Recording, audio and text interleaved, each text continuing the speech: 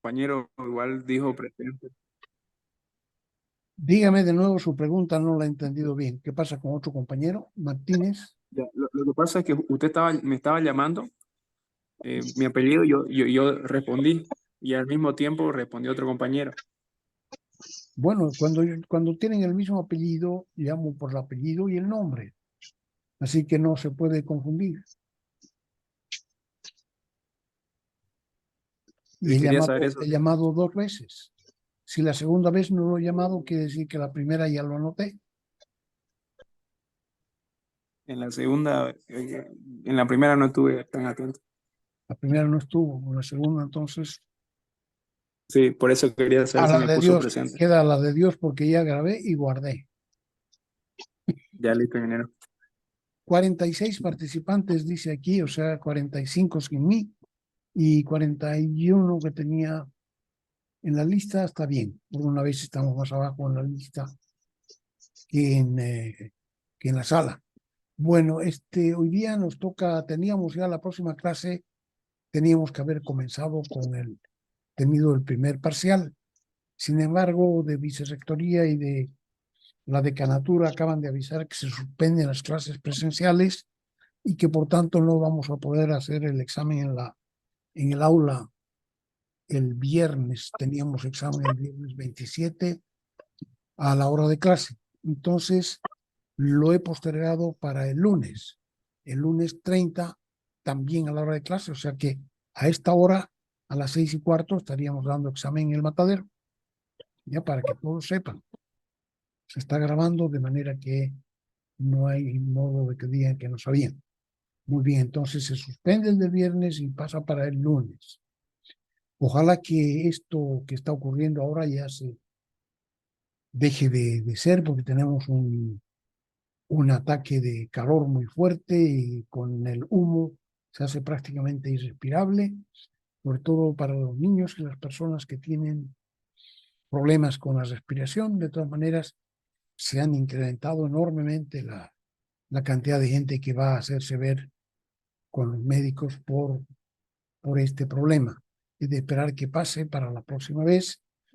Sin embargo, tenemos más problemas, tenemos un problema que no se ha resuelto todavía, que hay un camino que se quiere hacer por algunas zonas que según nosotros son eh, corrientes de agua dulce que de alguna u otra manera vienen a abastecer a todas las ciudades del departamento de Santa Cruz. Entonces, no queremos que se hagan los caminos por ahí.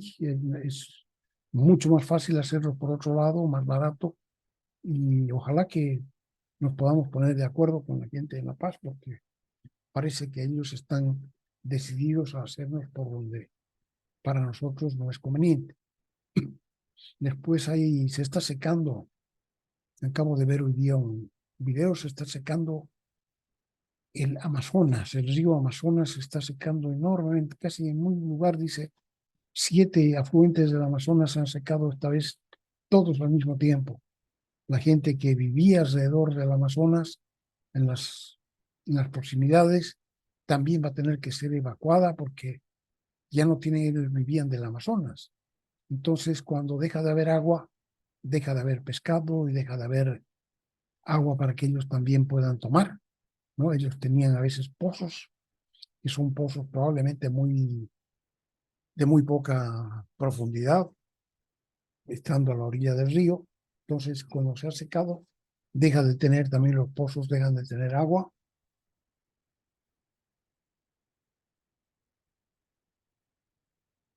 Y la gente tiene entonces que moverse kilómetros para ir a buscar el agua. Entonces, parece que toda esa gente va a tener que ser también re, removida de esos lugares que ya no se pueden habitar, se han vuelto inhabitables sin el río. También nosotros tenemos en la zona del lago Titicaca, el lago Popó, tenemos grandes sequías. Hay varias zonas, varios pueblos que han declarado ya desastre natural porque no tienen agua hace mucho tiempo. O sea que son tiempos difíciles para todos. No se olviden de eso, hay que ahorrar agua en lo posible, hay que usarla en forma sobria. Y ojalá que podamos ayudar de alguna manera más directa. Muy bien, vamos a compartir entonces. Estamos entrando al segundo capítulo. Hemos terminado el capítulo de la metrología, herramientas, instrumentos y calibres. Todo eso lo hemos terminado de ver en la clase pasada y entramos ahora al capítulo número 2, que tiene que ver con ajustes y tolerancias ISO. Aquí tenemos sistemas de ajustes y tolerancias. Dice, vamos a vernos aquí, nos vamos a un cuadernillo. Dice, en este capítulo vamos a estudiar los intervalos de variación permitidos en la fabricación de piezas. Y este entonces es el corazón de la fabricación en serie. Estos intervalos que las piezas pueden variar, pueden ser más grandes, más chicas, a intervalos permitidos, y por tanto eso significa ser el corazón de la fabricación en serie. Si nosotros disponemos de esos intervalos, quiere decir que podemos fabricar de manera descuidada. No necesitamos ya estar tan atentos de cuál es el par de esa pieza que estamos fabricando, sino que solamente que esté dentro del intervalo permitido. Normalmente, las piezas que forman parte de un conjunto no trabajan solas. O sea que las piezas que se fabrican es para que trabajen en parejas, de a dos. Aunque una misma pieza pueda trabajar con varias piezas diferentes, eso no ocurre en el mismo lugar. Aquí les he puesto yo la imagen de una silla. Dice, por ejemplo, la pata delantera de la silla, la pata delantera derecha, la pata delantera izquierda, en la figura de al lado trabaja con otras 4 piezas. Contamos 1, 2, 3 y 4. Trabajan con esta pata delantera. Le podemos llamar derecha desde nuestro punto de vista. Esta sería la izquierda. También trabaja con 1, 2, 3 y la cuarta que no se ve. Son transversales, ¿no es cierto? Trabajan con otras 4 piezas, pero en lugares diferentes. En cada lugar trabajan solamente de a dos, en parejas. Cada uno de estos lugares en que 2 piezas juntas desempeñan una función, o sea, trabajan juntas, se llama asiento o ajuste en cada uno de estos lugares. O sea que esta pata tiene 1, 2, 3, 4 asientos o 4 ajustes. Esa pata tiene 2 ajustes en el plano XZ, ya para ir viendo de qué estamos hablando. Aquí tenemos la silla tridimensional. Si ponemos 3 ejes X, Y y Z, un sistema de ejes coordenados, de manera que cada uno coincide con el piso, y además el eje X mira por el centro de la silla, o sea, es paralelo a la silla, el otro es perpendicular y el tercero es vertical. Entonces podemos decir, esta pata tiene 2 asientos, 2 ajustes o asientos en el plano XZ. El plano XZ es este, entonces este asiento está en el plano XZ y este otro de arriba también. Dice uno a la mitad, este de acá, y otro en su extremo superior. Y otros 2 asientos en el plano YZ, este y este de arriba. También a la mitad y en su extremo superior. Entonces, en total, esta pata tiene 4 asientos. ¿Cuál es la finalidad de estos asientos? Dice, el fin de esos asientos es hacer que la silla, a pesar de ser un conjunto de piezas, trabaje como si fuera un cuerpo rígido. sin movimiento relativo entre sus partes cuando está siendo usada. O sea, la pieza, la silla no se desarma, no se mueve, no chilla nada cuando nosotros estamos sentados encima. Entonces, eso es el trabajo que están haciendo cada uno de estos asientos. Esos asientos se llaman asientos fijos, porque garantiza, o sea, no va a haber movimientos relativos entre las partes que conforman el asiento. Una parte es la pata y una parte es el transversal, ¿no? Esta varilla transversal. No va a haber movimientos relativos entre esas dos partes cuando se esté utilizando. Entonces, por eso se llama un asiento fijo. Tarea número 11 dice, ¿cuántos asientos tiene la pata posterior izquierda que en la mitad superior se convierte en respaldo? ¿Cuántos asientos tiene esta o la otra, ¿no? Esta pata posterior, ¿cuántos asientos tiene? Esta pata dice que a la mitad deja de ser pata y se convierte en respaldo. Entonces nos interesa saber cuántos asientos tiene y en qué planos están esos asientos. Ya tenemos entonces planos XY, YZ y XZ. Hay 3 planos en los cuales pueden estar los asientos. Segundo, B, dice, ¿cuántos asientos tiene en total la silla? Hay que suponer algunos que no se ven, ¿no es cierto?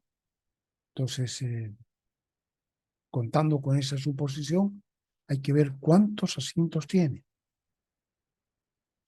Y pregunta finalmente, ¿son todos asientos fijos? Entonces, esa es la tarea 11. Se refiere a esta silla que nos ha servido para ver más claramente de qué estamos hablando cuando hablamos de asientos. Primero, se fabrican todas las partes.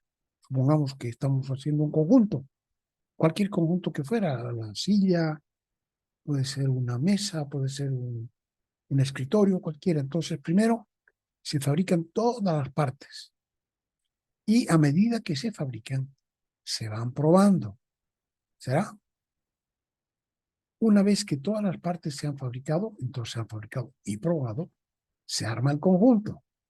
Entonces, esa forma de fabricar tiene un cierto valor antiguo. Dice, cuando se va a fabricar un solo ejemplar, no hay problema. Se van probando las partes cada una contra su pareja, ¿no? Porque si vamos a hacer una sola silla, entonces hacemos esta transversal y la vamos probando, esta varilla, y la probamos contra la pata, con la cual va a ir enlazada, con la cual va a formar un asiento, etcétera, ¿no?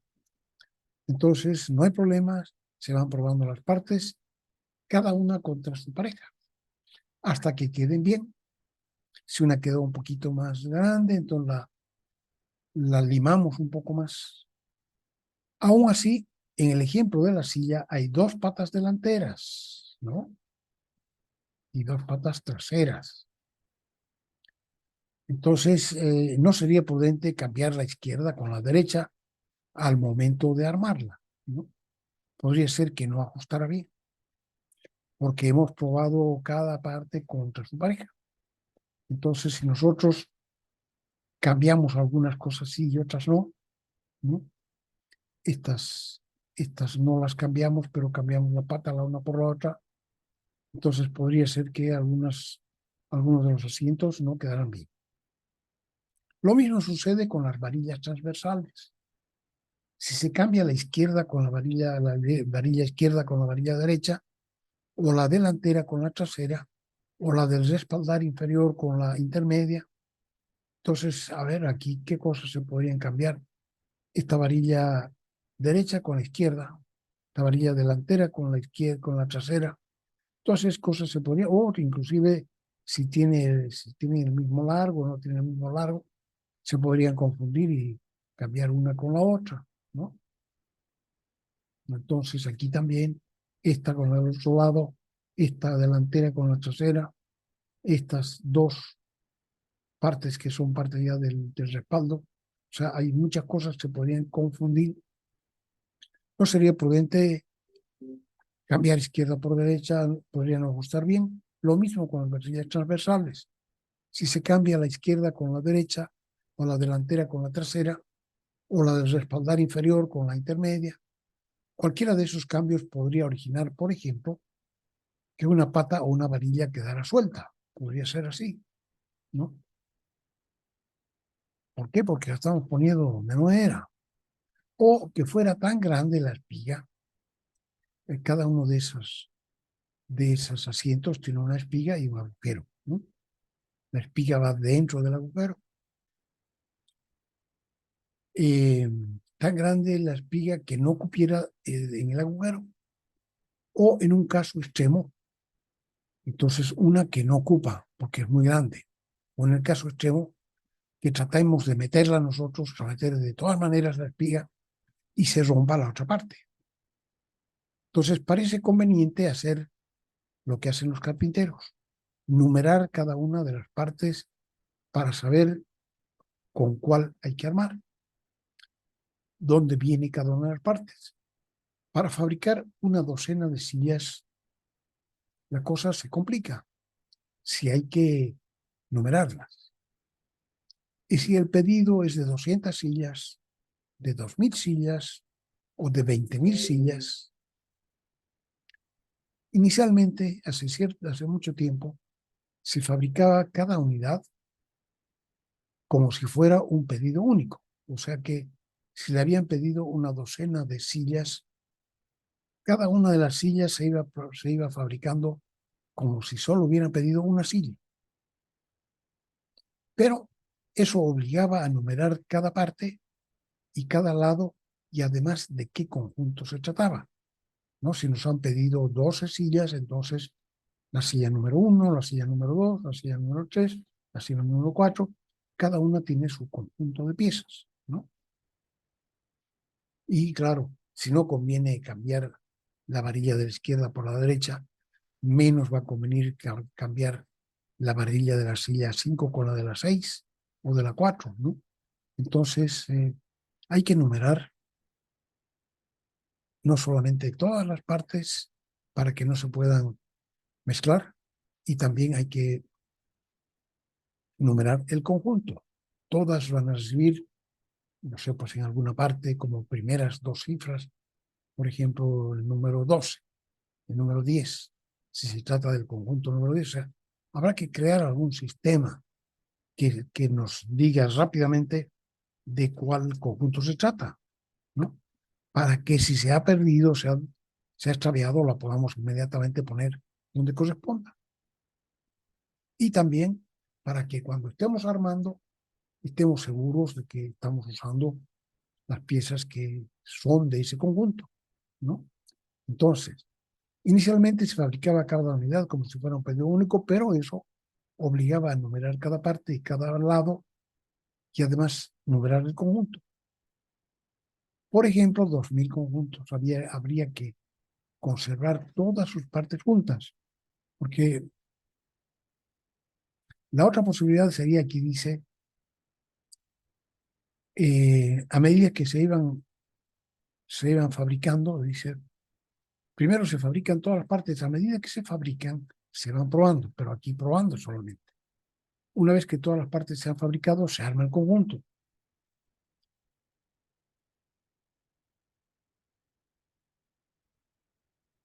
Lo mismo sucede con la varilla queda suelta, numerar 20.000, se fabricaba cada unidad como si fuera un pedido único. Ahora, ¿qué pasa si vamos a tener entonces? Ahora, no parece conveniente, dice, inicialmente se fabricaba cada unidad como si fuera un pedido único, pero eso obligaba a numerar cada parte que tuviera un nombre, que ubicara de qué conjunto es, a qué lado va, si es delantera o trasera, etcétera, todo eso. Por ejemplo, 2000 conjuntos. Entonces, cada uno tendrá que llevar primero el número del conjunto que se trate. Habría que conservar todas sus partes juntas para no tenerlas que buscar al armarlas, ¿no? Entonces, habrá que hacer un castillo, digo yo, un castillo con todas las piezas del conjunto número 26 y al lado otro castillo con las piezas del conjunto número 27 y las de 28. Cada uno tendrá que tener su castillito propio que no se mezcle con las de al lado. En una barraca grande, como una cancha de fútbol, ¿no? O sea, dormir conjuntos, ¿cómo los vamos a tener para que no se mezclen cada una, un castillo, cada uno en un lugar donde estén juntos, solo las piezas de ese conjunto? Entonces necesitamos una barraca muy grande, solamente para colocar las partes y las piezas antes de comenzar a armar los conjuntos. Tarea número 2. A ver, estamos tratando de ver si nos podemos imaginar cómo habría sido eso. Dice, supongamos que hay que fabricar 30 sillas de manera artesanal. Proponga un sistema de numeración, o sea, se supone que usted es el jefe de la barraca, o sea, no sé, del taller de fabricación, entonces usted tiene que avisarles a los obreros que trabajan, tiene que decirles cómo va a numerar cada pieza que vaya fabricando. Entonces usted a nosotros nos va a proponer un sistema de numeración de cada silla, de manera que al armarla no se puedan confundir dónde va cada parte, ¿ya? Entonces tengan en cuenta esta silla con estos tres ejes, X, Y y Z. Entonces, de manera que al armarlas no se puedan confundir dónde va cada parte. Se pueden usar, en el sistema que proponga, se pueden usar letras mayúsculas y minúsculas, si quieren. Y también se pueden usar números. Si utilizan solo letras, probablemente sea muy poco entendible el sistema. Si utilizan los números, se van a confundir. No, si son tantos números, de repente uno se pierde entre tantos números. Vean ustedes, de repente es un sistema mixto entre letras y números, de repente letras mayúsculas, minúsculas y números, no sé. Vean ustedes cómo tienen que proponer un sistema de numeración para fabricar 30 sillas. El sistema tiene que ser además sencillo, de manera que la numeración la vayan poniendo los obreros con un lápiz a medida que fabrican cada parte. No se olvide, son 30 conjuntos. ¿Ya? La alternativa hubiera sido ir armando el conjunto a medida que las partes estaban listas. O sea que si nosotros teníamos lista esta pata y teníamos estas dos varillas listas, ya las dejábamos puestas, pero la pata en el suelo echada con estas dos varillas puestas. Cuando salía esta otra varilla de aquí, de soporte, lo poníamos también, después así, ¿no? Entonces podíamos ir armando el conjunto a medida que las partes estaban listas, sin esperar a tener todo el conjunto fabricado y probado. Pero eso tampoco parece ser muy práctico, ¿no? Tener cosas ahí en el suelo a medio armar, de repente uno pasa y le pega una patada y la desarma toda, ya no sabe dónde iba, no. Eso es lo que llamamos, en esto que estamos hablando se llama el método artesanal.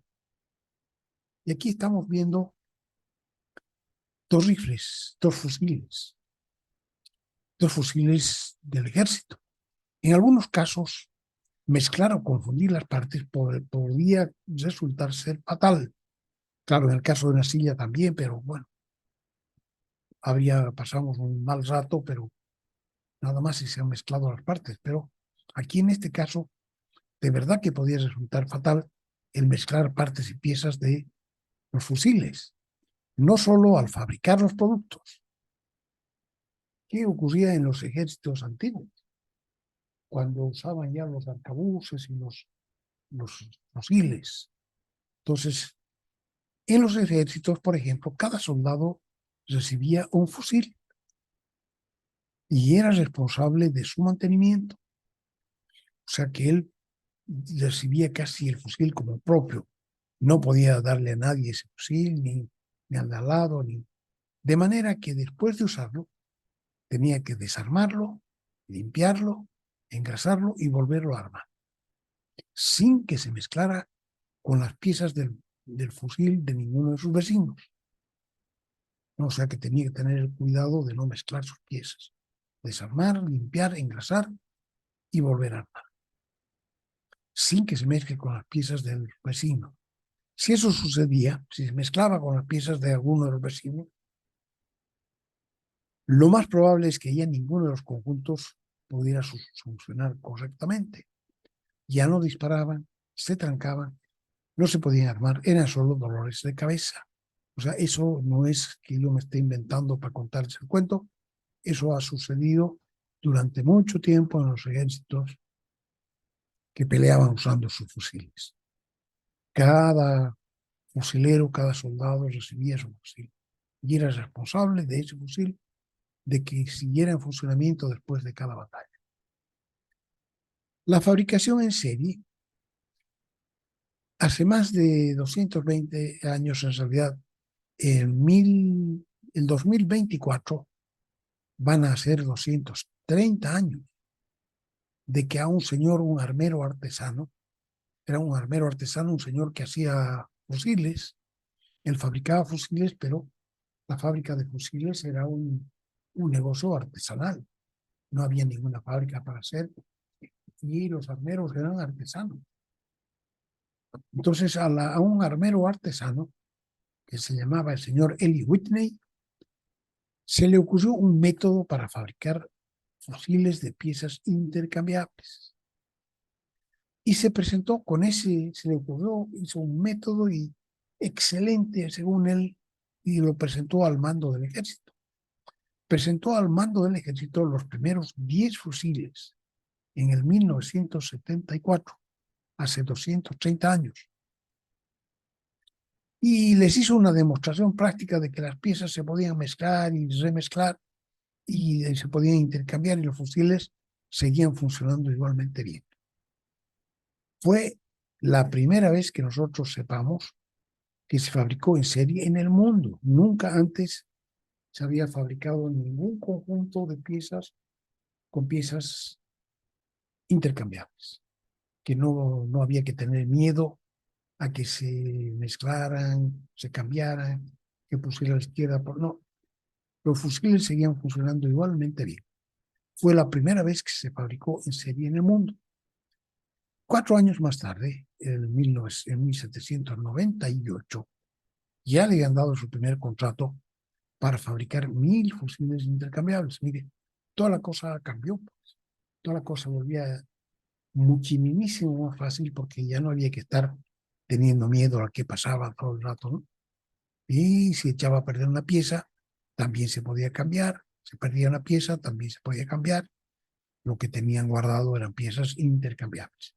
El sistema de fabricación en serie debe permitir que todas las piezas que se fabrican, por ejemplo, la de la pata, por ejemplo, de la pata delantera derecha, sean intercambiables, independientemente del número de ejemplares que se vayan a fabricar, que pueden, por ejemplo, ser 100, 1000 o 100.000. En el último caso, serían 100.000 patas delanteras derechas intercambiables.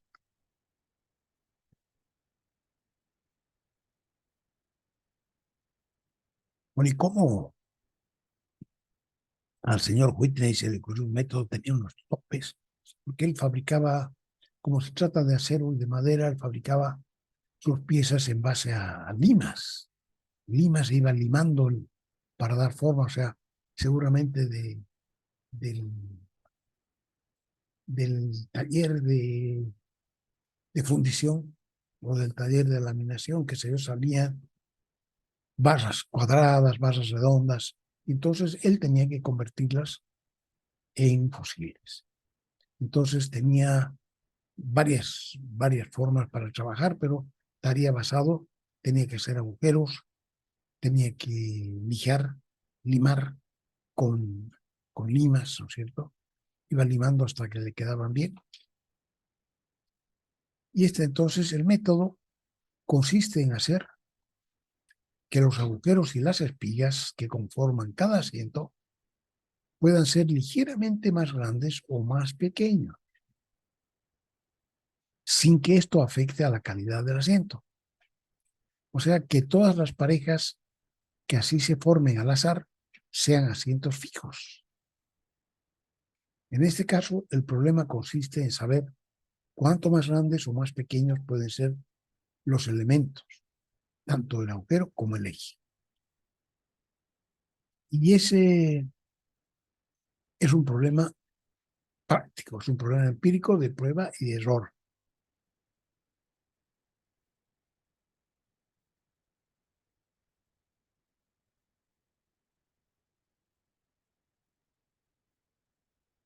Una vez que establecemos los límites, simplemente tendremos que tener un instrumento de medición o de calibración que nos diga si estamos dentro del límite o no. Sí,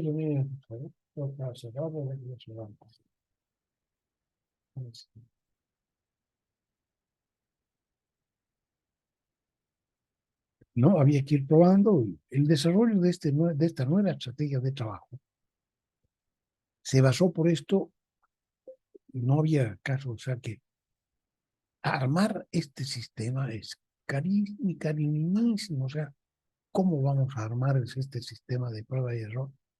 Entonces se basó esta nueva estrategia de trabajo, se basó seguramente en las empresas grandes de los países desarrollados, que tuvieran líneas de productos y una gran producción.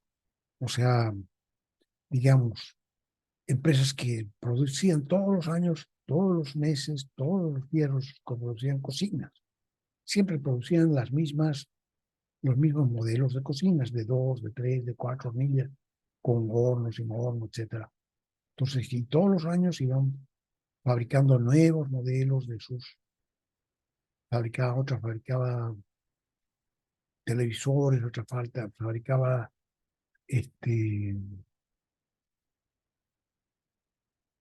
todo tipo de cosas, o sea, refrigeradores. Y dice, la nueva metodología comenzó al interior de cada empresa. O sea, cada empresa, claro, en muchas partes necesitaba pernos de 5 milímetros, ¿no? Entonces, quería ver dónde y cómo se podían hacer cada de estas cosas para no duplicar y triplicar el esfuerzo, porque al final hacer cada cosa, si tenían varios modelos o tenían varios productos, pero cada uno se fabricaba en línea, o sea, todos los años se fabricaban cocinas, todos los años se fabricaban refrigeradores, tenían, qué sé yo, 5 cocinas diferentes, tenían 10 refrigeradores, etcétera, y todos los años se iban fabricando los mismos con pequeños cambios, que eran justamente la prueba y el error. La nueva metodología comenzó al interior de cada empresa, reuniendo y sistematizando la información que iban generando. Entonces, eso significa que cuando me va bien y cuando me va mal, yo no puedo botar esa información, que es lo que hacemos nosotros, ¿no? Me fue bien, ya, qué macanudo. No, aquí lo que hacían ellos entonces era sistematizar, es decir, cuando hice esto, me fue bien. Entonces, eso se iba reuniendo y se iba sistematizando.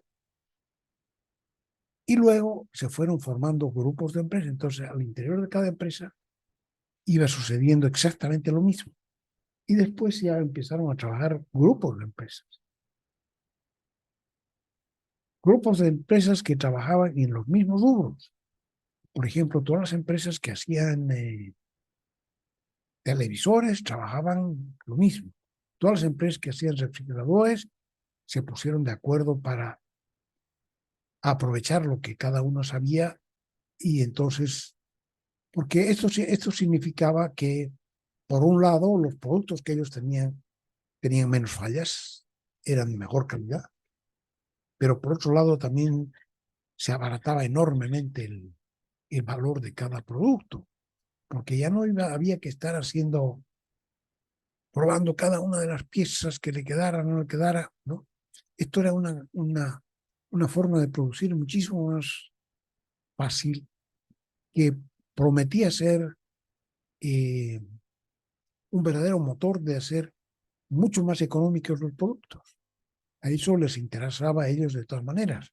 A ellos les interesaba que más cocinas se vendieran, más refrigeradores todo el tiempo, de manera que ellos pudieran ganar más, pudieran fabricar más y ganar más, haciendo cosas mejores y más baratas.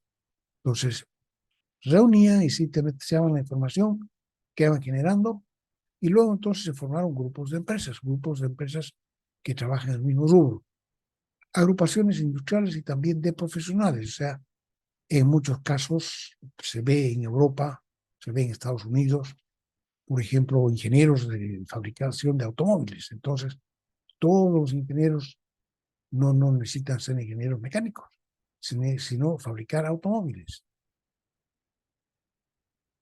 Y así sucesivamente. Entonces, ingenieros mecánicos también se juntaban por su cuenta, ingenieros metalúrgicos también hacían, ¿cómo se llama? Colegios de ingenieros metalúrgicos, colegios de ingenieros mecánicos, colegios de industriales, ¿no? Se unieron cada una para sí para formar instituciones nacionales que dieran impulso al desarrollo industrial.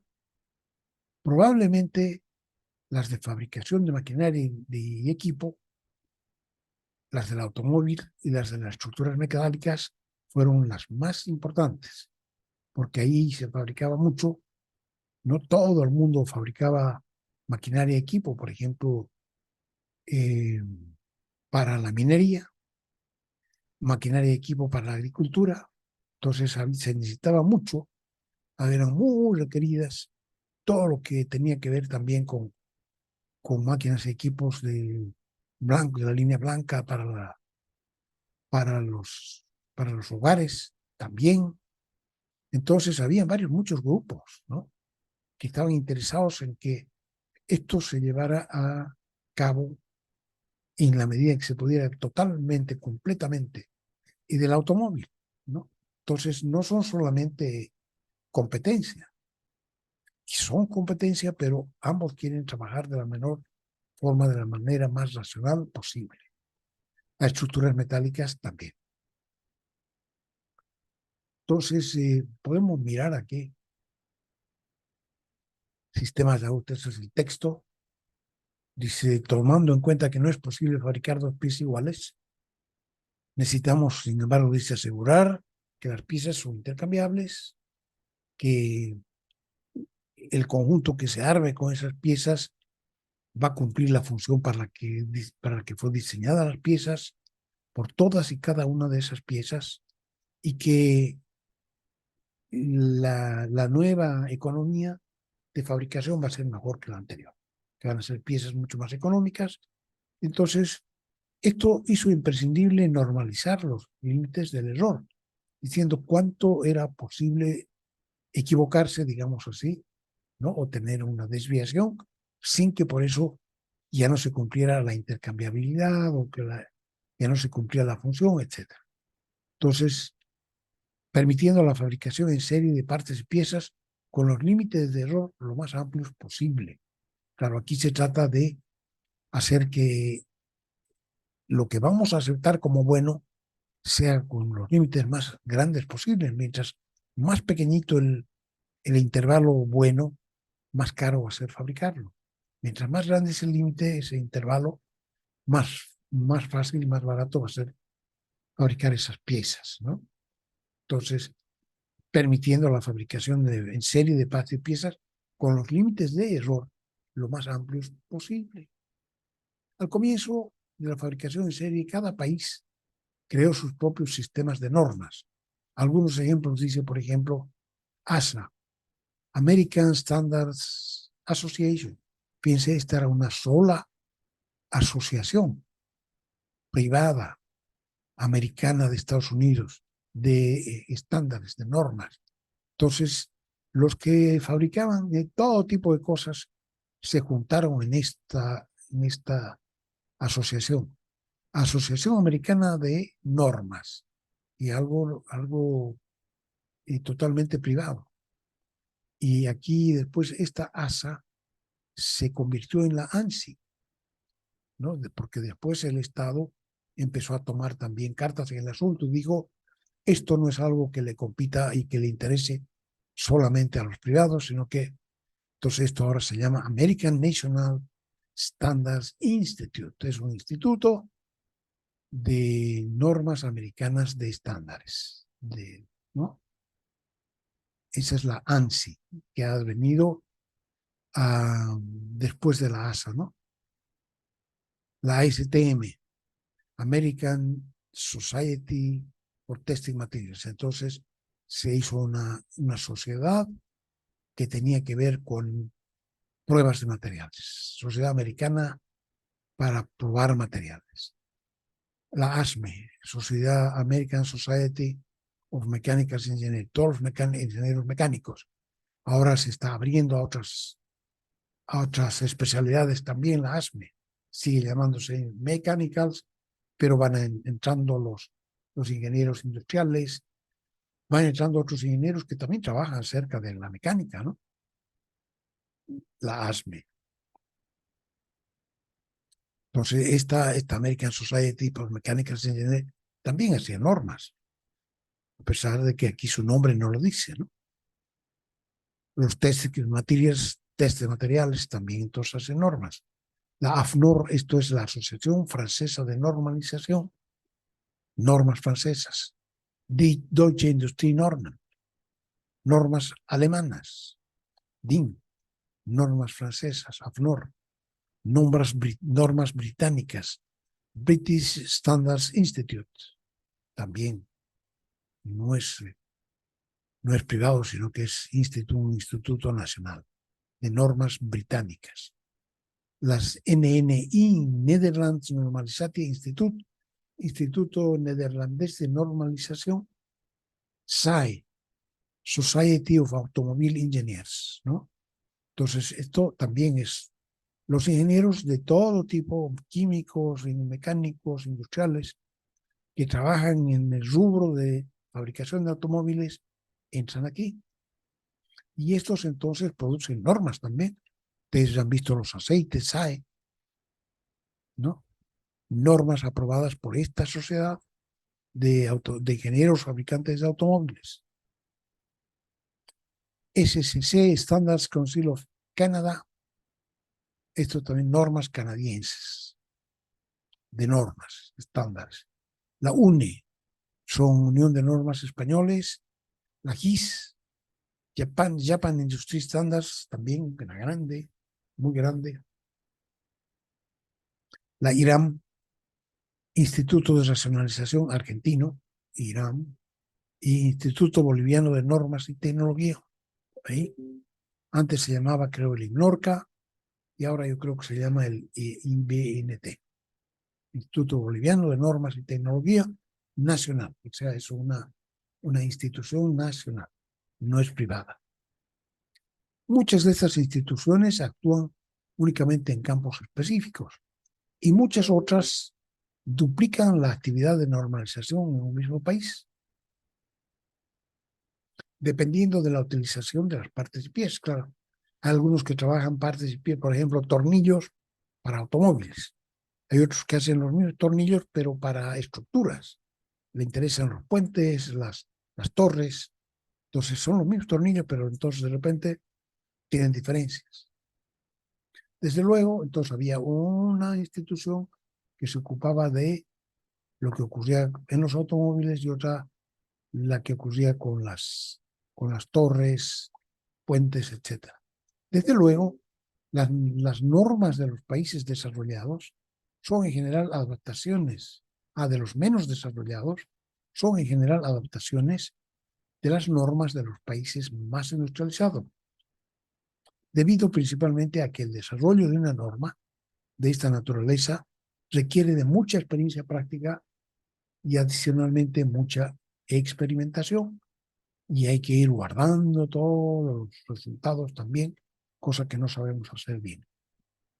Posteriormente, a medida que se fue incrementando el intercambio de productos manufacturados entre fábricas de diferentes países o también dentro de un país, pero fábricas distintas, surgió la necesidad de crear normas internacionales que pudieran servir de referencia para los negocios de importación de partes y piezas, que debían ser incorporadas a otros conjuntos.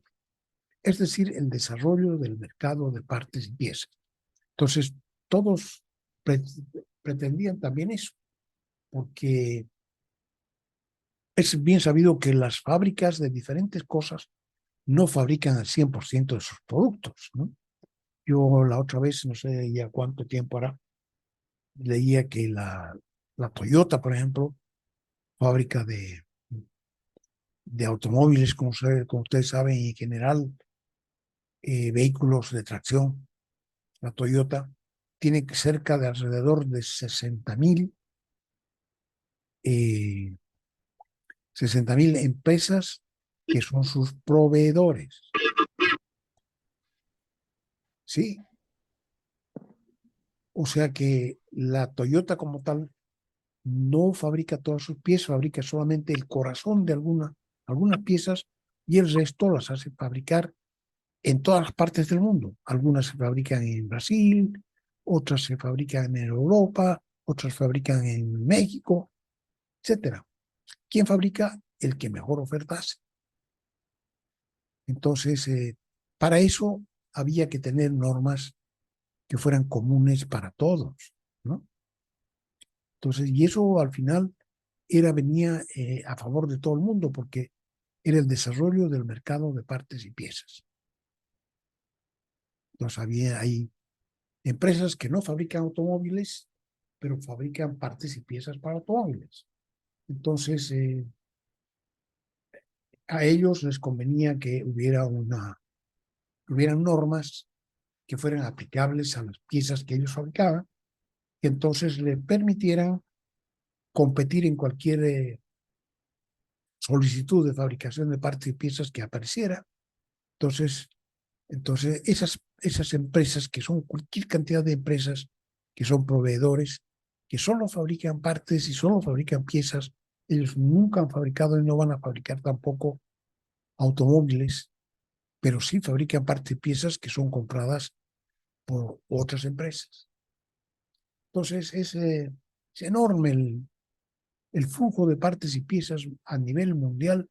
Debe ser algo increíble porque si uno piensa lo que ocurre por ejemplo, con una sola empresa grande, la Toyota, por decir una cosa, o la Volkswagen de Alemania, que tienen un tamaño similar y que fabrican alrededor de 5 millones de unidades por año.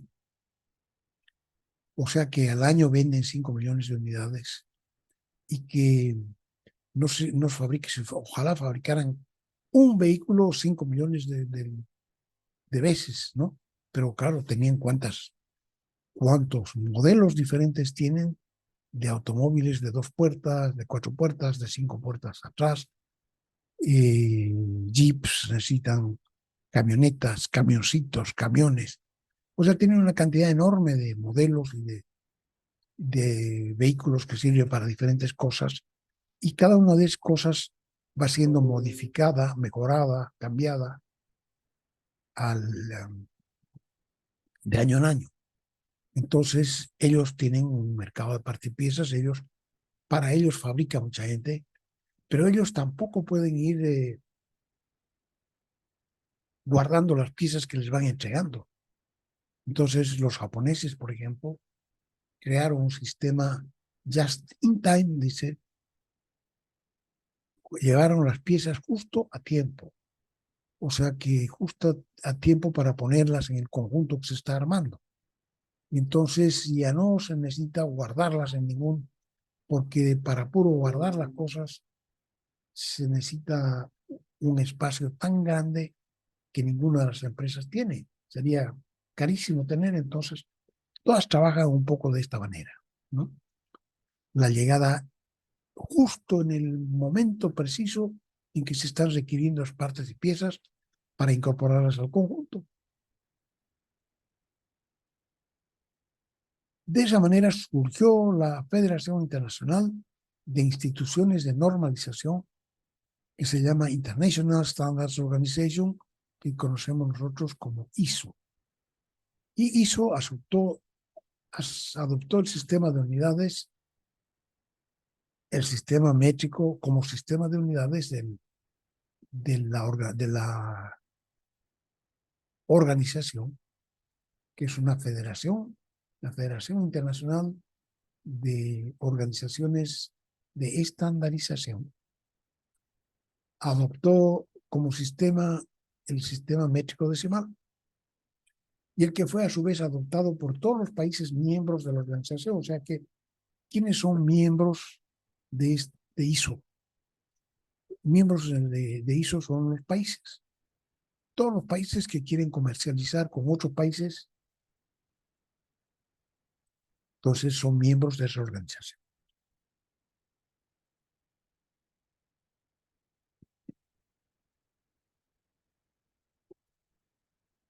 Vámonos aquí, lo que estamos viendo. Nos dice: el esfuerzo creador de esa nueva forma de producir culminó con la formación de una estructura internacional, la Federación Internacional de Instituciones de Normalización, International Standards Organization, la ISO, que es una federación, por sus siglas en inglés. Esta organización comenzó a trabajar basada en la experiencia de las instituciones asociadas. Entonces, ¿quiénes son socios en la ISO? Los países. Principalmente quienes regalaron lo que ya habían hecho, una experiencia invaluable, miles de millones de dólares, la experiencia que se regaló a la ISO para que formara un tesoro de todos, ¿no? ¿Quiénes fueron los que regalaron esto?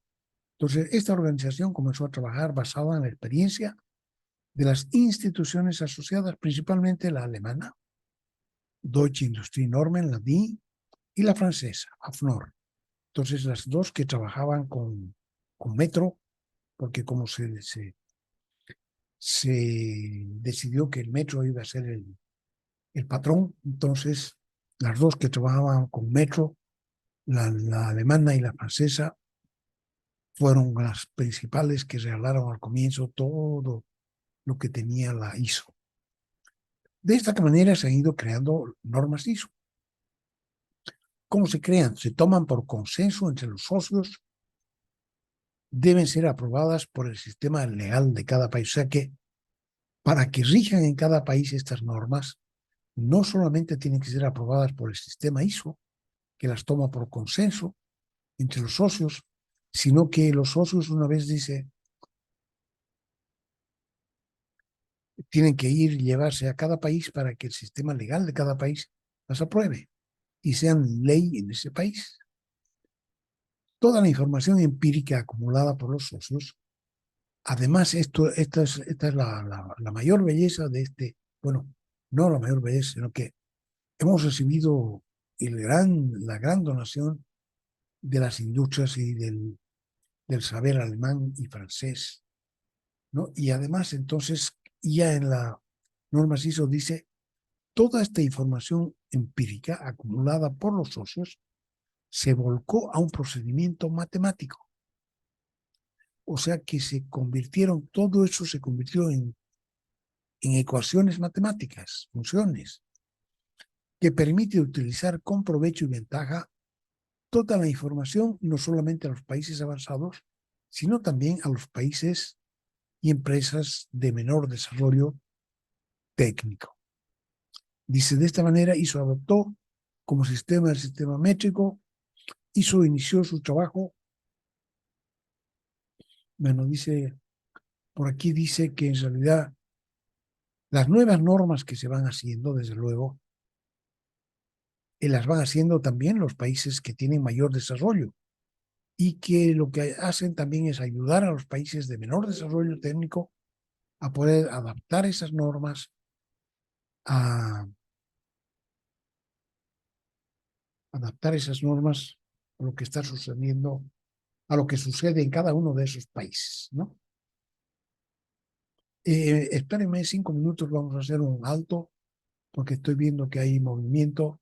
Mañana tengo clase a las 7 de la mañana, entonces vamos a suspender un ratito, pausar la grabación y vamos a hacer un descanso. Entonces dice,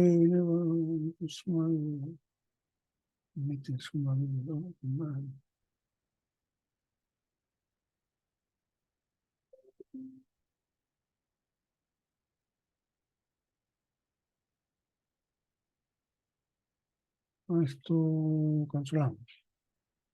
De esa manera surgió la federación, entonces ISO adoptó como sistema unidad el sistema métrico, ISO inició su trabajo en el campo. Nosotros hay un montón de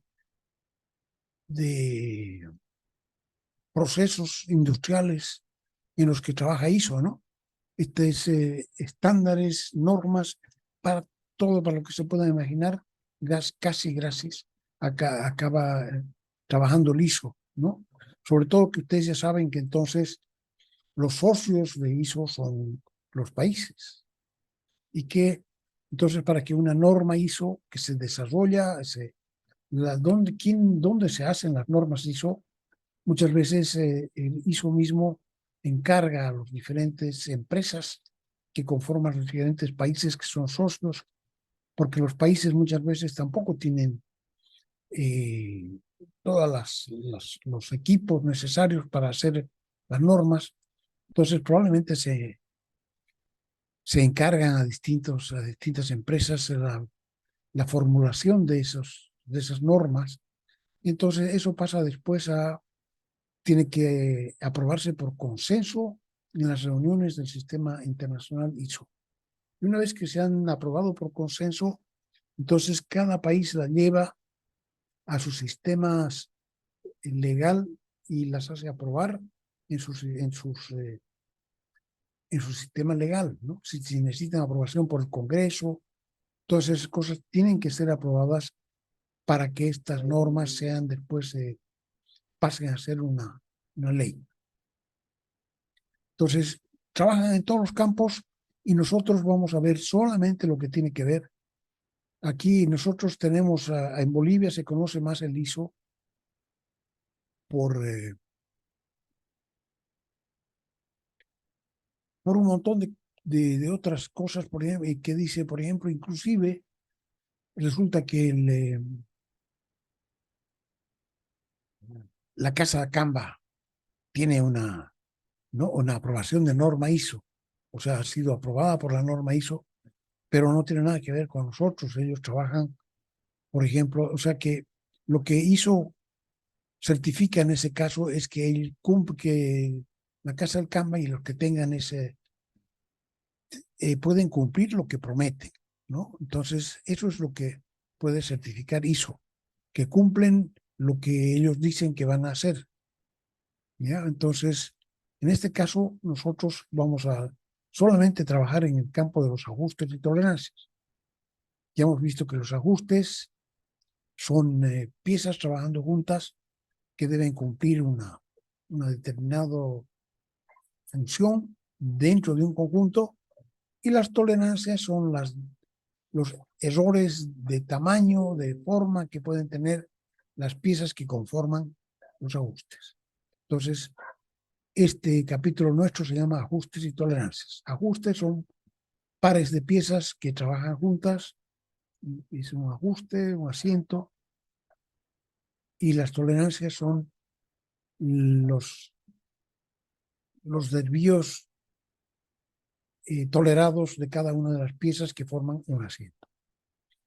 Entonces, ISO inició su trabajo en el campo de las tolerancias normalizando piezas y acoplamientos de sección cilíndrica solamente, ¿no? Las tolerancias de las piezas eran solamente piezas que tenían sección cilíndrica.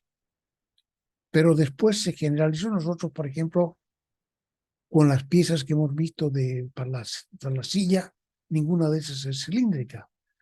Son más bien, son cilindros, son más bien rectángulos, ¿no? Rectángulos o cuadrados, una sección transversal de cada uno de ellos.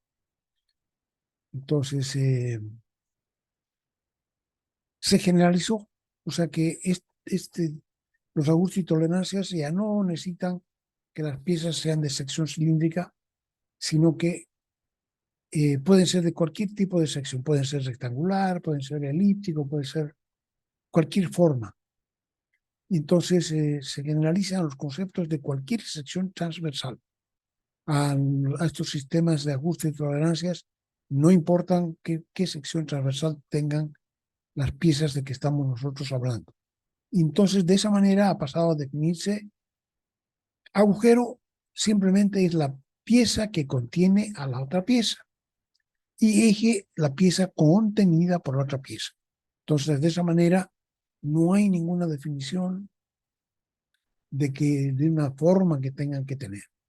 Los ajustes y tolerancias ISO, en el sistema de ajustes y tolerancias para la fabricación de metal mecánica se adoptó el sistema métrico internacional como sistema oficial y además entonces ISO define dos tipos de piezas, los ejes y los agujeros. O sea que piezas solamente pueden haber dos, unas son ejes y otras son agujeros. Y define también ajuste, llamado también asiento, llamado también acoplamiento. Y dice un ajuste es un conjunto formado por un agujero y un eje. Inicialmente reconoció solamente asientos de sección cilíndrica, o sea, agujeros y ejes cilíndricos. Y posteriormente generalizó el concepto a cualquier sección normal. O sea que ya no se necesita que la pieza, que el ajuste tenga una sección transversal cilíndrica. Entonces define, como ya vimos hace ratito, agujero, pieza que contiene la otra, y eje, la pieza contenida. Eso es definición de los dos tipos de piezas. ¿Cómo se designan para el sistema ISO, para el desarrollo de las normas? Entonces necesitamos llamarlas de alguna manera y estas son las designaciones que se ven aquí. El de la izquierda es un agujero en corte, ¿no? Se ha cortado un agujero por la mitad, entonces se ve el hueco y las paredes arriba y abajo. Entonces es un agujero en corte. Es un agujero que tiene un largo, digamos, desde aquí hasta aquí. Es el agujero y tiene una luz, un tamaño, tiene por aquí, enseguida vamos a ver. Este es el tamaño del agujero. Y la otra pieza es un eje. El eje que comienza aquí y termina por aquí, no sabe dónde termina, no necesita terminar aquí. Y nosotros hemos puesto esto como diciendo hasta aquí, por aquí va la cosa, pero sigue. Y puede tener cualquier forma. La sección transversal no estamos definiendo nada. Entonces, para definir, para designar las distintas variables, define primero las cotas. Las cotas pueden ser la cota efectiva, la cota máxima, la cota mínima y la cota nominal. La cota nominal es la que le da el nombre a las piezas. Estamos trabajando con agujeros de 30 milímetros. Son cotas de 25 milímetros, son agujeros, son ejes de 25 milímetros. Entonces a eso le llamamos la cota nominal. ¿Ya? Y cota máxima es el valor máximo que puede tomar la cota, el agujero real que va a tener esta pieza. A eso lo llamamos la cota máxima. Y su abreviatura C sub M mayúscula. La otra es la cota mínima y es el valor mínimo que puede tener el agujero de esta pieza. O sea que, y cota efectiva es el valor real que va a tener el agujero fabricado. O sea que si yo fabrico 5 piezas, van a haber 5 cotas efectivas, cada una como salió, ¿no? Unas un poquito más grande, una un poquito más chico, cada una tiene su cota efectiva. Pero sí hay algunas especificaciones, qué es lo que tiene que pasar con... Entonces, lo mismo con el eje. Tiene una cota nominal, que es la que le da el nombre a la pieza, es una pieza de tantos milímetros de cota nominal. Y tiene una cota máxima, que es el tamaño máximo que puede tener el agujero, y cota mínima el tamaño mínimo que puede tener el agujero. Y la cota efectiva es la que tienes realmente. Si hacen 20 ejes, entonces van a haber 20 cotas efectivas. Y como su nombre lo indica, entonces van a tener que ser más grandes o iguales que la cota mínima, pero más chicas o a lo sumo igual que la cota máxima. Lo mismo para el agujero que para el eje. Entonces, cota nominal, cota máxima, cota mínima, aceptadas las dos, y cota efectiva, la cota efectiva o cota real de cada una de las piezas. Y T es la tolerancia o error tolerado.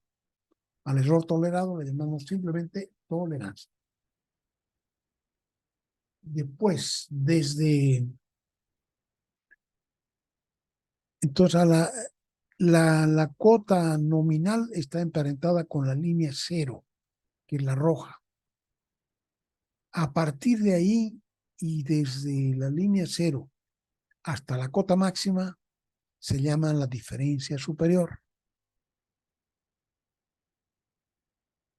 Y a partir de ahí hasta la cota mínima se llama la diferencia inferior, esta. ¿Ya? Entonces, aquí se ve, el agujero no tiene ninguna de las cotas. Bueno, tiene la cota mínima, ¿no? Ahí. Y esto está achurado. Achurado está así, con achurado así, ¿no? Rayado, rayado arriba, rayado abajo. Y en la parte del centro, que es el agujero, no va a estar rayado. Entonces aquí hemos dejado un intermedio con una línea abajo, una línea arriba y otra línea de trazos. Entonces la línea de trazos puede estar en cualquier parte entre medio, entre la línea de abajo y la línea de arriba. La línea de abajo va a coincidir con la cota mínima y la línea de arriba va a coincidir con la cota máxima. Y la cota efectiva entonces en cualquier parte, dentro de ese espacio. Ahora, la línea cero entonces viene marcada por la cota nominal. La distancia de la cota nominal hasta la cota máxima se llama diferencia superior. La distancia de la cota nominal hasta la cota mínima se llama diferencia inferior. Entonces, asociados a los tamaños, hay una cota máxima y una cota mínima, una diferencia superior y una diferencia inferior. Y entonces podemos explicar, y también la diferencia entre la cota máxima y la cota mínima. Aquí se ve esta celeste, entre la cota máxima y la cota mínima, es la tolerancia o error tolerado. Además, dos conceptos: la línea superior de tolerancia, que coincide con la cota máxima, y la línea inferior de tolerancia, que coincide con la cota mínima. Entonces hay dos líneas de tolerancia, línea superior y línea inferior de tolerancia, que son las líneas azules, línea superior y línea inferior de tolerancia, que coinciden con la cota mínima y la cota máxima. Aquí para los ejes exactamente lo mismo. Entonces tiene una cota máxima, una cota mínima y una cota efectiva. Máxima es la máxima tolerada, mínima es la mínima tolerada, y la distancia desde la línea cero, también tiene una línea cero, hasta la cota máxima se llama diferencia superior, y desde la línea cero hasta la cota mínima se llama diferencia inferior.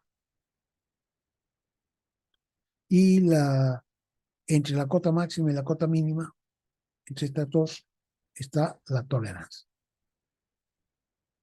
La tolerancia de esa pieza, la tolerancia de esta pieza, error tolerado para cada una de esas. Entonces, estos son todos las designaciones: cota nominal, cota máxima, cota mínima, ambas aceptadas, cota efectiva o real de cada pieza, la tolerancia o error tolerado, la diferencia superior, la diferencia inferior, el límite superior de tolerancia, el límite inferior de tolerancia.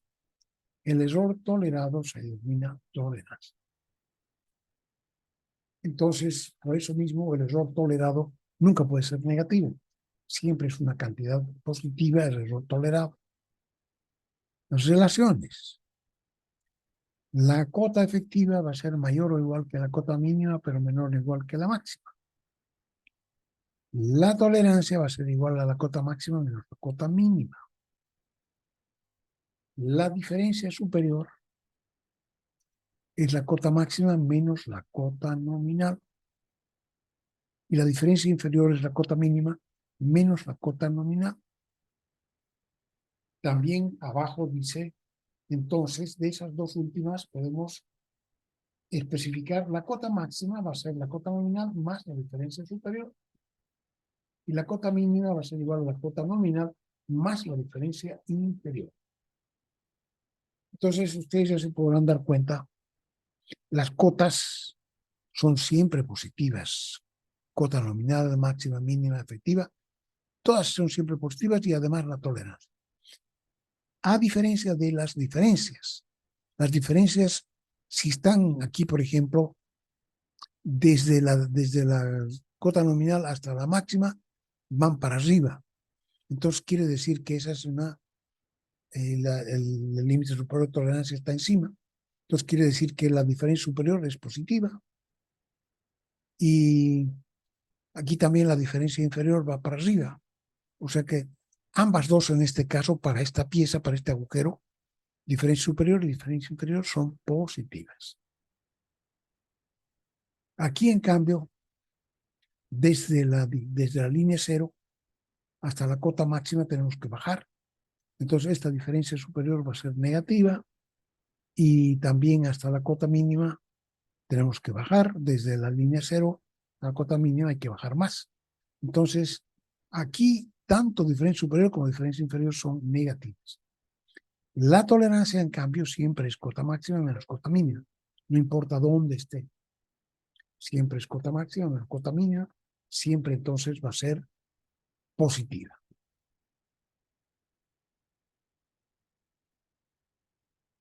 Y estas son entonces las relaciones. Cota efectiva es mayor o igual que la mínima y menor o igual que la máxima. Tolerancia, cota máxima menos cota mínima. Diferencia superior, cota máxima menos la nominal. Diferencia inferior, cota mínima menos cota nominal.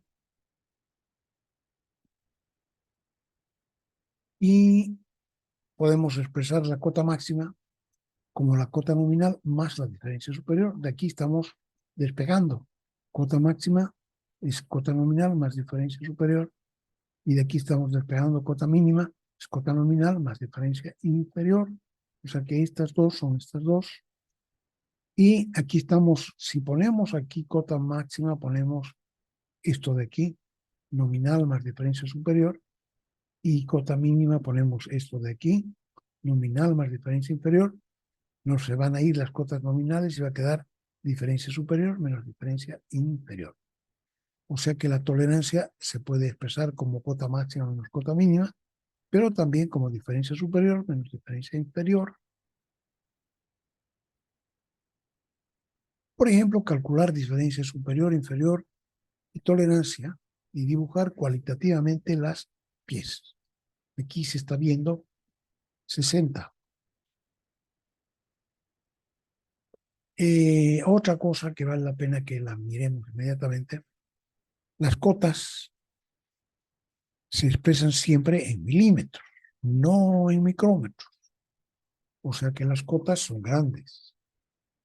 Son 20 milímetros, 25 milímetros, chiquita ya es 10 milímetros, ¿no? Son grandes, las cotas con C.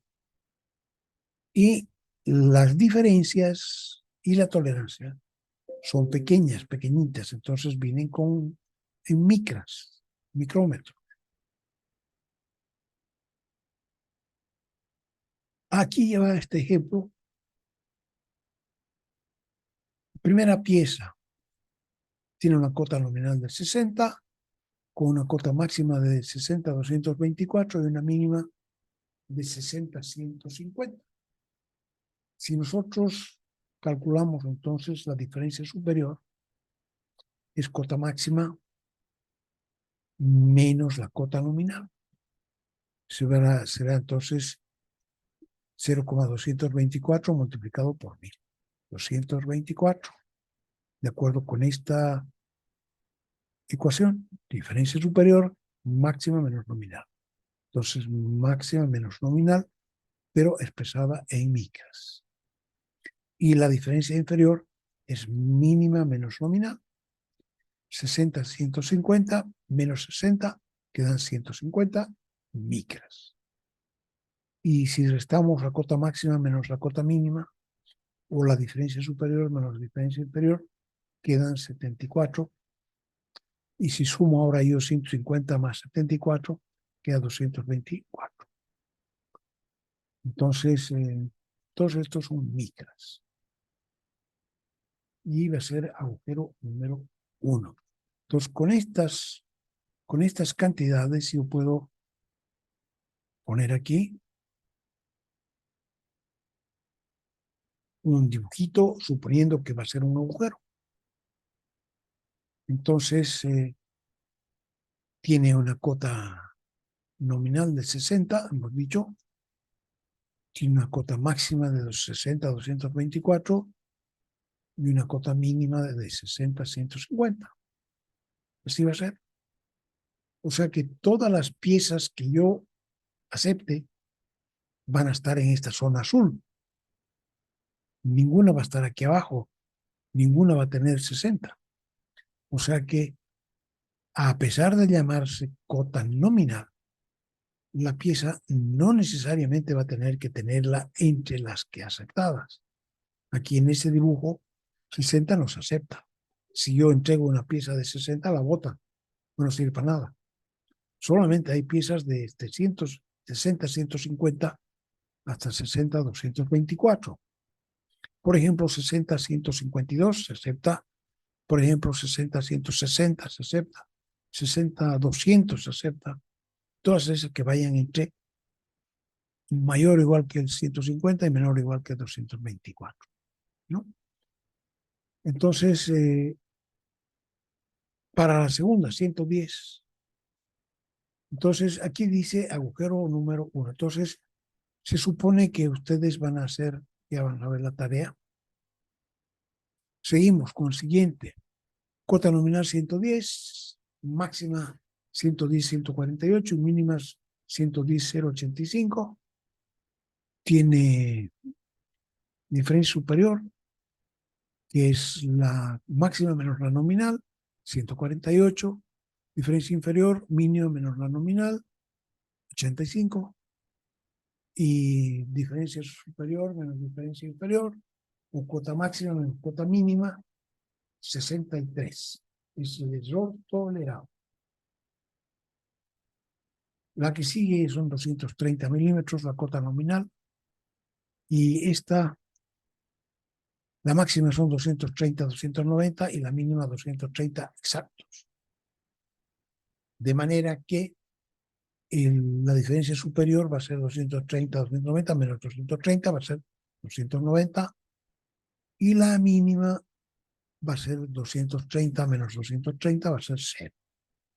O sea que en este caso la diferencia inferior vale 0. Y es igual a la cota nominal. Y por tanto, entonces la tolerancia, que es diferencia superior menos diferencia inferior, va a ser 290. 100. Cota máxima 100,006. Mínima 99,952. Y entonces la diferencia superior sería 100,006 menos 100, queda 6. Y diferencia inferior queda 999,952 menos 100, queda menos 54, 48, menos 48. ¿No? 100, o sea, 99,952 menos 100. Resulta ser negativa con menos 48. Y entonces ahora la tolerancia va a ser 6 menos 48, o sea, más 48 va a dar 54. La otra pieza también tiene la misma cuota nominal, el mismo nombre, de 100, pero tiene especificaciones diferentes. 99.830, la cota máxima, y la cota mínima 99.743. O sea que aquí la cota máxima, o sea, la diferencia superior va a ser negativa, porque es 99.830 menos 100, va a quedar menos 170. Y la diferencia inferior, peor, porque es 99.743 menos 100, va a quedar menos 255. Entonces ahora la, la tolerancia va a ser 100 menos 170 más 257, porque es menos menos. Más 257 va a quedar 87 como tolerancia aceptada. Y el último que se pasó a esta hoja va a ser una pieza de 50 milímetros de cuota nominal, 49.939 cuota máxima y 49.914 cuota mínima. Entonces, diferencia superior, 49.939 menos 50 va a quedar menos 61. Y diferencia inferior, 49.914 menos 50 queda menos 86. Entonces, para la tolerancia es menos 61 más 86 da 25. Entonces dice, en los ejercicios 1, 2, 3, 1, 2, 5 y 6, no están numerados, pero 1, 2, 3, 4, 5 y 6, 1, 2, 5 y 6, la cota nominal no pertenece al intervalo que va de la cota mínima a la cota máxima. No pertenece a este intervalo, que es el intervalo permitido, o sea que las piezas que tengan este tamaño de la cota nominal, hay que, en los casos 1, 2 y 6, se van a desechar, porque no están en el intervalo permitido. B. La tolerancia T mayúscula es siempre positiva, mayor que 0. C. Diferencia superior y diferencia inferior pueden ser mayores, menores o iguales a 0. Las diferencias son cantidades algebraicas, mayores, menores o iguales a 0. D. La cota nominal normalmente es un número entero. Todos prácticamente son números enteros, la cota nominal. E. La cota nominal siempre, todas las cotas son mayores que 0. Ahí dice cota nominal, pero cuota máxima, cota mínima, cota efectiva, cota nominal, todas las que empiezan con C son mayores que 0. No podría haber una cota negativa. ¿Ya? F. Completar los dibujos de los otros ejercicios. Entonces, este es el primer ejercicio y se ha supuesto que era un cuerpo. Entonces aquí dice en el ejercicio 2, suponer que es un X y hacer lo mismo, ese mismo dibujito, pero para estos datos y para un X. Para el tercero, un agujero, para el cuarto un X, para el quinto un agujero y para el sexto un nuevo X. Entonces hay que hacer 5 dibujitos como este, agujeros, X, agujeros. Además hay que tomar en cuenta que las cotas se escriben en milímetros y la tolerancia de las diferencias en micras. Tarea número 13 dice hacer el ejercicio 2.1 del texto guía en la página 71. Habría que mirar esto. Aquí está la misma definición, todo exacto igual.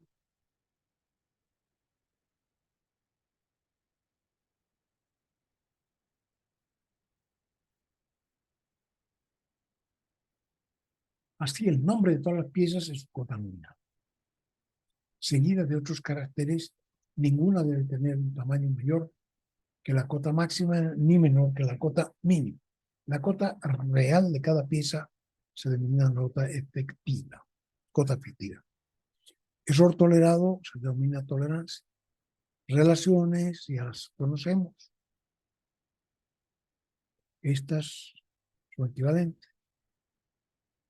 Y nos falta que la tolerancia es diferencia superior menos diferencia inferior también. Entonces aquí hay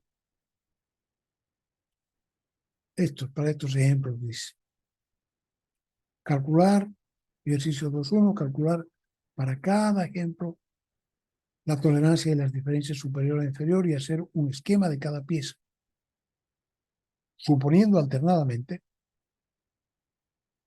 que el primero es un eje, segundo un agujero, eje, agujero, eje, agujero.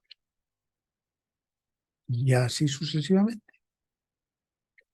De los ejemplos anteriores se desprende lo siguiente, acabamos de hablar de esto. Cota nominal es solamente aquella que le da el nombre a la pieza.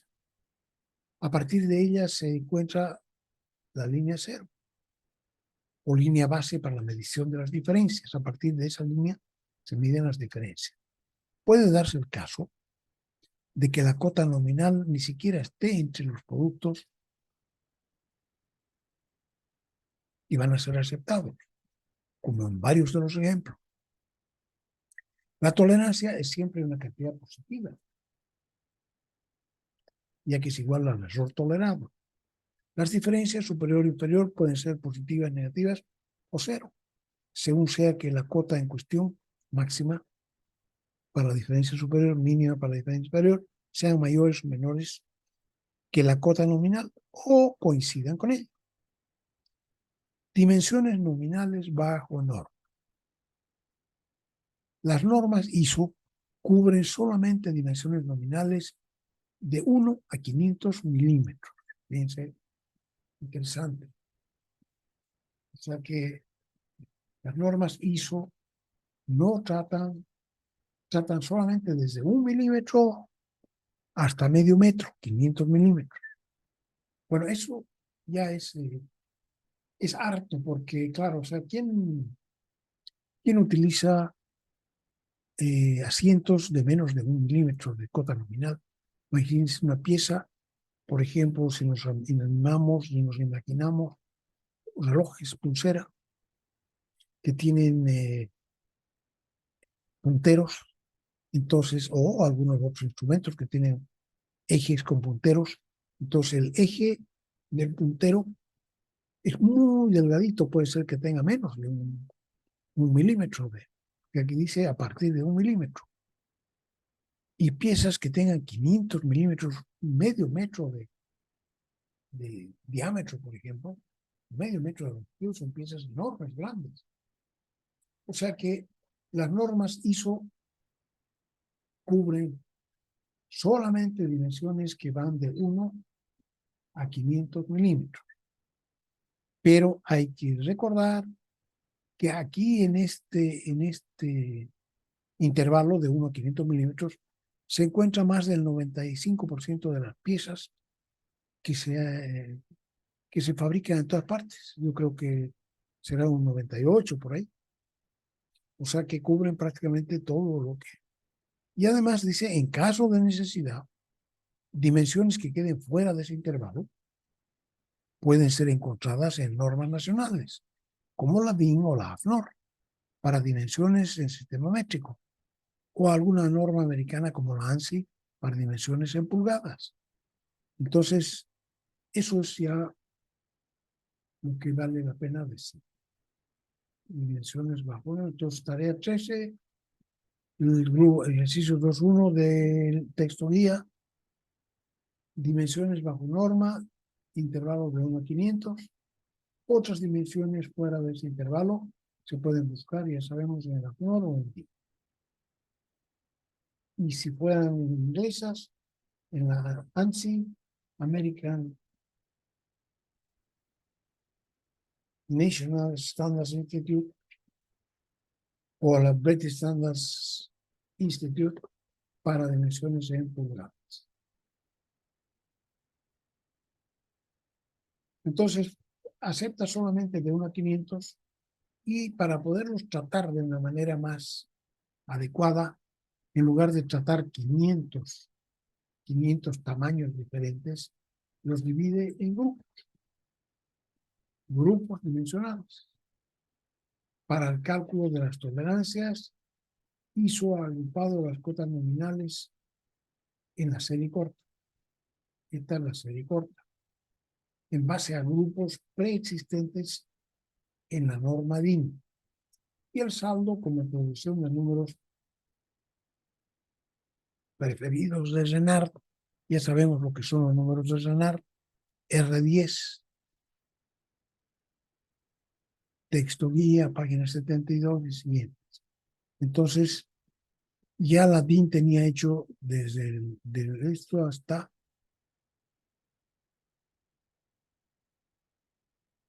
el saldo, creo que hasta por aquí tenía hecho ya 180.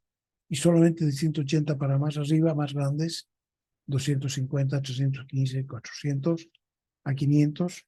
Entonces, esas, para hacer eso, se las completó con grupos, progresión de números preferidos de Renard, R10, y lo otro se lo tomó como había hecho en norma DIN. El primer grupo es como una cajonera, ¿no? Solamente que la cajonera se pueden hacer todos los cajones igualitos o cajones más chicos, más grandes. Entonces, de lo que se trata es de que la diferencia entre tamaños es muy grande. Si estamos hablando de ejes que tienen 1 milímetro, son como alfiler, ¿no? Son casi del tipo de un alfiler. Y estamos hablando de ejes aquí o de agujeros que tienen medio metro, ¿no? Son increíblemente grandes. Entonces, las cajoneras tienen que tener tamaños adecuados a cada una de ellas. Entonces, esto tendrá que hacer una cajonera como de un relojero, ¿no? Porque con piecitas que tienen 1 milímetro de diámetro, digamos, o 2 y 3 milímetros de diámetro, se pierden si los hago un cajón, ¿no? Y si aquí hago yo un cajón chiquitito para piezas de 400 a 500, no van a entrar uno solo, digamos, ¿no? Entonces, digamos, si fueran cajoneras, cajones. Entonces, hay cajones chiquititos de 1 a 3 milímetros, de más de 3 hasta 6, de más de 6 hasta 10, de más de 10 hasta 18. Fíjense, aquí entre uno y otro, aquí hay 2 milímetros, aquí hay 2 milímetros, aquí hay 6 a 4, 10, 8, del 18 al 30 y hay 20, ¿no? 12, y así sucesivamente. Del 30 al más de 30 a 50, más de 50 a 80, más de 80 a 120, más de 120 a 180, más de 180 a 250, más de 250 a 315, más de 315 a 400, más de 400 hasta el 500. Vamos a ver eso aquí. Grupos dimensionales ISO. Dice el cálculo de las tolerancias y diferencias para cada grupo se realiza en base a la dimensión de cada grupo. Se llama dimensión de grupo, que es igual a la raíz de la cota máxima, la cota menor por la cota mayor de cada grupo. ¿Eh? Aquí C y G y CSG son las cotas inferior y superior de cada grupo, respectivamente. Ya, entonces, para cada grupo existe una dimensión de grupo de eso que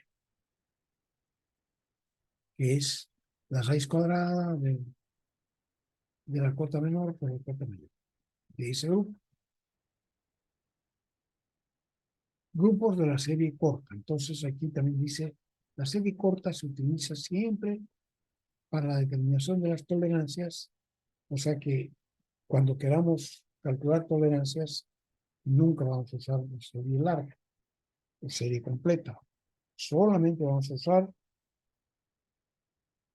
la serie corta, la que estamos viendo ahorita. Y casi siempre para la determinación de las diferencias superior e inferior. O sea que para otro trabajo que vamos a usar, también se van a usar casi siempre este mismo grupo de serie corta. Solo excepcionalmente se va a usar la serie completa.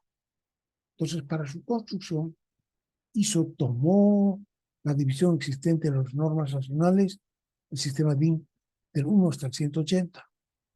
La división 180 entre 500 se realizó de acuerdo con la progresión geométrica de Renard, de razón R10, que es la raíz décima del número 10, que es aproximadamente 1,2589, etc.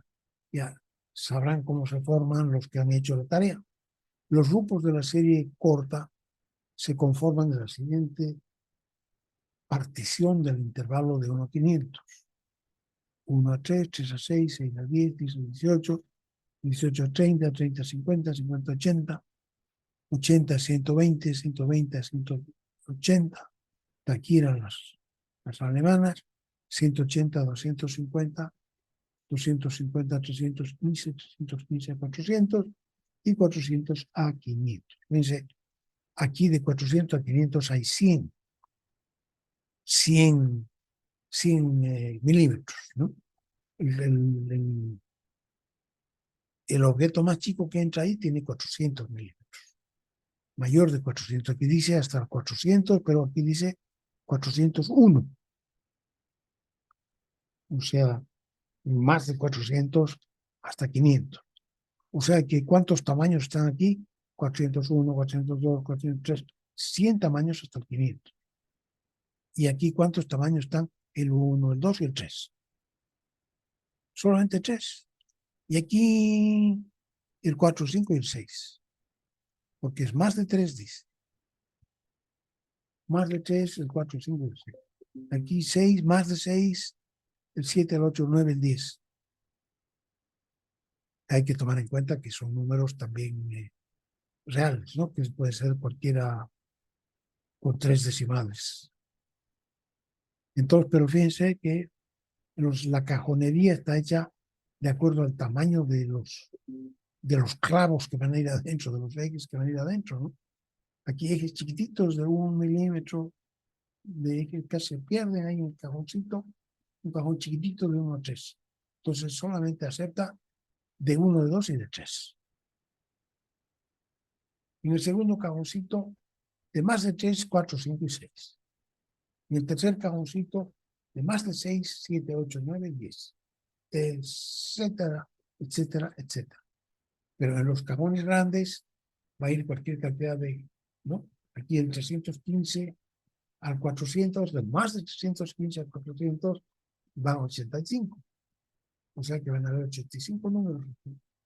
Entonces, no es una cajonera aritmética. Si hubieran escogido una progresión aritmética, hubiera sido todos los cajones iguales. Pero eso no tiene sentido. Entonces se ha hecho una cajonera geométrica. Es una progresión geométrica. Y la progresión geométrica, ya sabemos, la progresión aritmética tiene una diferencia entre un número y el siguiente. Y la progresión geométrica tiene una razón. La diferencia entre un número y el anterior, dividido, ¿no? Entonces,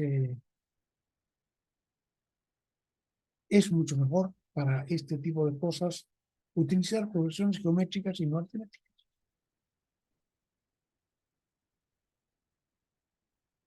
Esos son los números de serie corta. Juntamente con eso, aquí está bien clarito, después se van a equivocar en el examen. El lado izquierdo de estos grupos es abierto. Abierto 3 hasta cerrado 6. Abierto 6 hasta cerrado 10. Abierto 10 hasta cerrado 18. Dice aquí está expresamente dicho. Pues, y quiere decir que el 10 pertenece al grupo de 6 a 10. no al grupo de 10 a 18. El 18 pertenece al grupo de 10 a 18, no al grupo de 18 a 30, etcétera, etcétera, etcétera. Ya para que lo vean. Y fuera de eso viene el grupo de la serie larga o completa. Entonces, vamos a dejar esto para el lunes y quedaríamos en eso. Hasta el lunes ya sabemos que viernes y el lunes vamos a pasar clases normales, pero que las otras materias están en... O sea, bueno, tenemos todavía el viernes, ¿no es cierto? Pero el viernes no va a haber examen por internet, va a ser el examen presencial el próximo lunes, dentro de las 7 días. Entonces dejamos de compartir y nos despedimos. ¿Cuánta gente hay? 23, no muchos más de siempre, ¿no? Ok, entonces el examen se suspende para la siguiente semana, ¿no? Para el próximo lunes, Ah, ok. en lugar de la hora de clase, en lugar de tener clase por internet, tenemos examen presencial allá en el matadero. ¿Ya? Muy bien. Buenas noches entonces a todos. Que estén bien. Cuídense. Miren que está fea la cosa. Chao. Hasta luego, ingeniero. Usted igual Hasta cuídese. luego, ingeniero. Hasta luego, Buenas Inge, noches, se profe. cuida. Chao, chao, chao.